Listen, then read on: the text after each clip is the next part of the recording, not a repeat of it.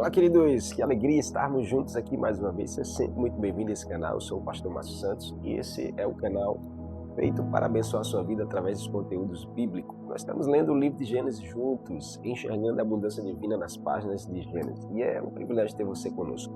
Chegamos ao capítulo 37 e 38 nesse dia, um capítulo recheado, um capítulo cheio de histórias que são marcantes.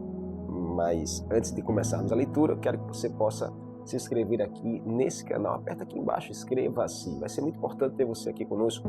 E interage bastante dando like, comentando e enviando esse vídeo para o maior número de pessoas possíveis. Vamos à leitura do capítulo 37 e 38 de Gênesis. Um capítulo cheio de histórias. Aqui fala da extinção de Israel fazia entre o seu filho querido, amado, filho da esposa amada de Raquel, José e os demais irmãos, os outros filhos. A preferência que José fazia, a preferência que Jacó fazia para José. E a gente sabe que a preferência é sempre traumatizante, é sempre marcante. Uma família que cresce com a preferência notória de um pai ou de uma mãe para com um dos filhos sempre vai gerar um trauma, sempre vai gerar uma ferida. O verso 3 vai dizer assim, do capítulo 37. Jacó amava José mais que a qualquer outro dos seus filhos, pois José havia nascido quando Jacó era idoso. Por isso, certo dia, Jacó encomendou um presente especial para José, uma linda túnica. Os irmãos de José, por sua vez, o odiavam, pois o pai deles o amava mais do que a todos os outros filhos. Não era capaz de lhe dizer uma única palavra amigável. Então essa era a realidade da casa ali de Jacó, os seus irmãos, seus filhos, né? É uma briga, uma intriga. Talvez seja uma realidade muito próxima à sua, você conheça alguém, ou até a sua história mesmo. Uma história familiar que é marcada por divisão, por intriga, afastamento, inimizades. Mas esse capítulo nos ensina algumas lições preciosas que nós precisamos aprender. A preferência do pai aqui e os sonhos de José fizeram com que os seus irmãos pudessem criar uma ira sobre ele, uma inveja, né? Um sentimento de se desfazer, de eliminar a José, que era aquele ponto do trauma da ferida. José era a figura que lembrava da ferida, então os irmãos queriam eliminá-lo, queriam se livrar dele. E aí montaram um plano, né, de vender José. O plano inicial era matar José, mas depois a gente vê que o irmão intercede por José e eles acabam vendendo José. Então, é importante saber que esse padrão de amor aqui que a gente encontra é um amor que prefere, um amor de preferência, um amor que faz distinção, um amor que faz separação. Não é um padrão do amor de Deus como Pai para mim e para você. Isso é muito importante a gente ter essa ciência de que esse padrão aqui que Deus está ensinando é exatamente um padrão errado de amar as pessoas. Nós não podemos amar as pessoas preferindo ou fazendo distinção. Não podemos amar filhos fazendo distinção, amar familiares fazendo distinção. Esse padrão não é o padrão do amor de Deus. Aqui não fala da referência do amor de Deus. Aqui o Senhor nos ensina sobre o perigo da preferência.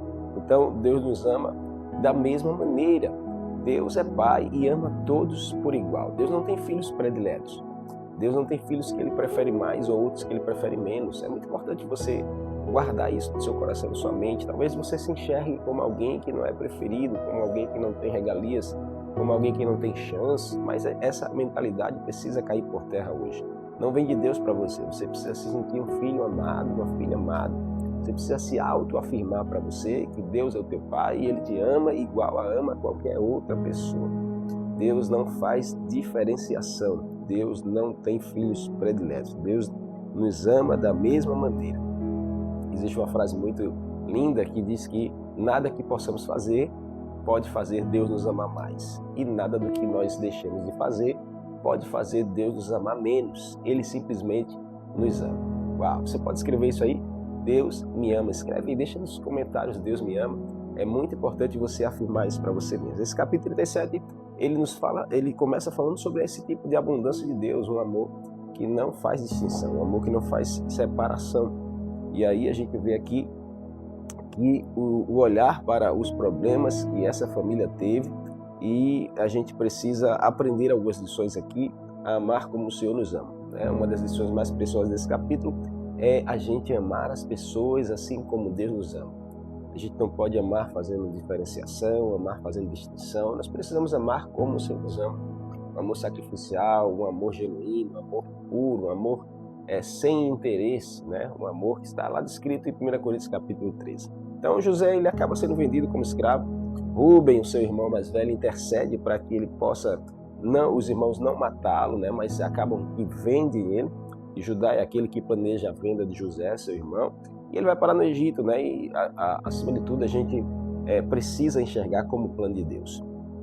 Existem algumas estações das nossas vidas que a gente vive, são semelhantes a essa história aqui de José. Às vezes a gente vai parar em lugares que a gente não desejou, às vezes nós sofremos consequências que nós não planejamos, mas a gente precisa enxergar que por trás dessa cena que nossos olhos contemplam, existe uma história, existe um enredo que é escrito pela mão de Deus. Então existe um plano de Deus que é maior, existe um propósito de Deus que é maior e nós precisamos confiar nisso. Deus tinha um propósito eterno que era muito maior do que os planos de José, os planos dos irmãos de José.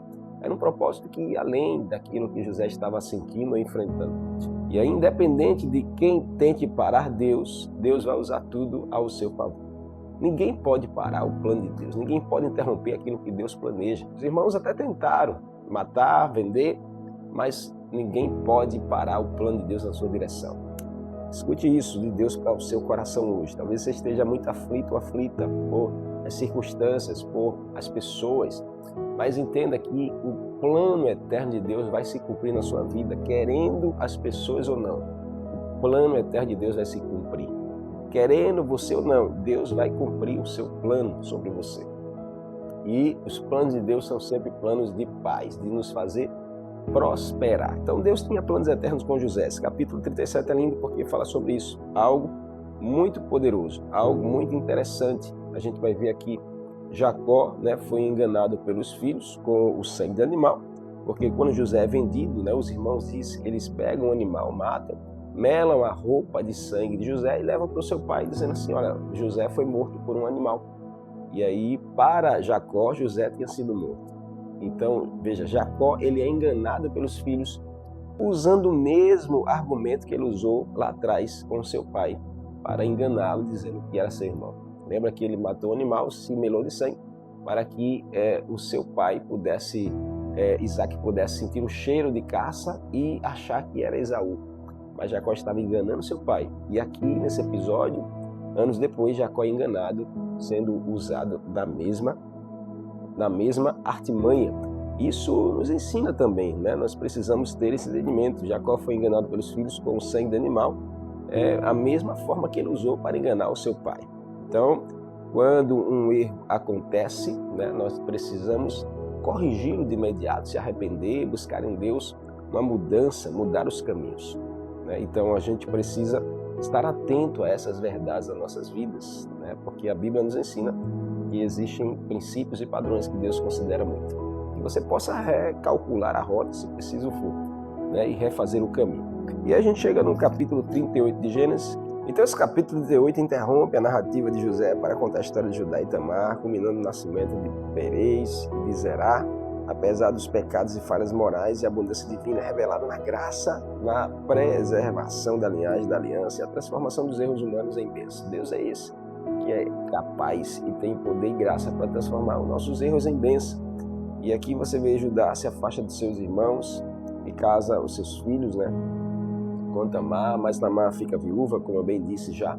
Então Judá ele não cumpre a sua promessa para Tamar. Tamar dá um jeitinho, se veste, dá umas vestes e senta-se à porta da cidade. Judá passa, vê aquela cena achando que ela era uma prostituta, leva para deitar-se com ele.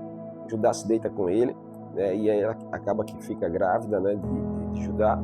E Judá quer saber quem foi que fez isso para mandar matar. E quando ela revela que tinha sido ele mesmo, Judá ele admite seu erro foi maior do que o erro dela. Verso 26 desse capítulo 38 diz assim: Judá os reconheceu de imediato e disse: ela é mais justa que eu, pois não tomei as providências para que ela se casasse com meu filho, Selá. E Judá nunca mais teve relações com Tamar. Então Judá reconhece o erro. Isso aqui é precioso demais, isso é um princípio que Deus está aqui nos ensinando.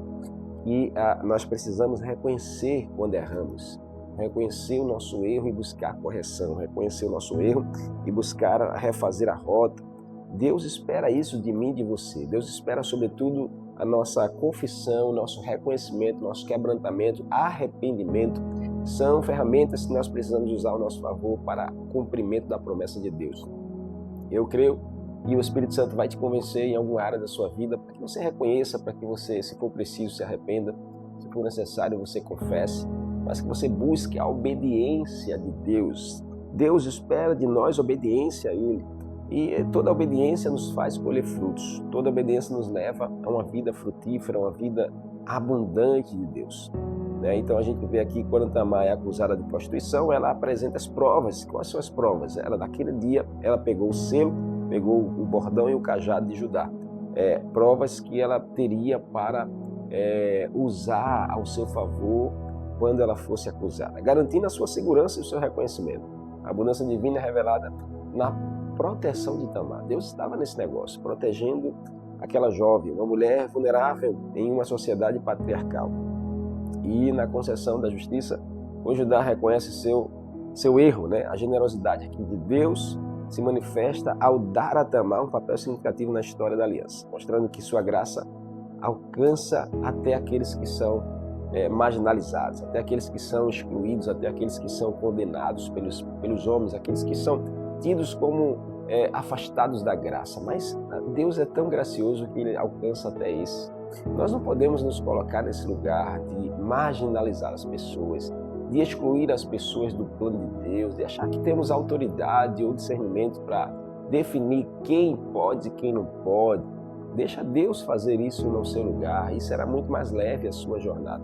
Aqui Judá reconhece o seu erro, aqui Judá assume a sua falha e aqui Judá se compromete a obedecer a Deus. E eu e você possamos ter esse mesmo padrão, possamos obedecer, buscar obedecer a Deus e colher os frutos da obediência. Que Deus te abençoe grandemente. Foi muito bom estar com você nesse episódio aqui. Espero você nos próximos. Deus te abençoe e até lá.